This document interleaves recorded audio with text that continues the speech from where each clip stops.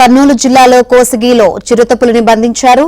గత కొంతకాలంగా కోసిగి పరిసర ప్రాంతాల్లో చిరుతపులి సంచరిస్తూ గొర్రెలు, మేకలను చిరుత చంపి తింటోంది.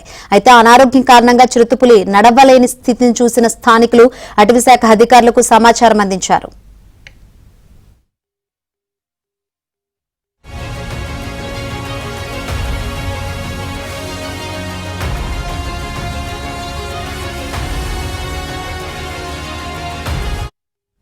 గ్రామస్తుల సహకారంతో చిరుతపులిని ఫారెస్ట్ అధికారులు బంధించి అటవీ కార్యాలయానికి తరలించారు. చిరుతను బంధించే క్రమంలో ఓ రైతుకు కాలికి గాయం కావడంతో కోసిగి ప్రభుత్వ ఆసుపత్రిలో తరలించి చికిత్స అందిస్తున్నారు.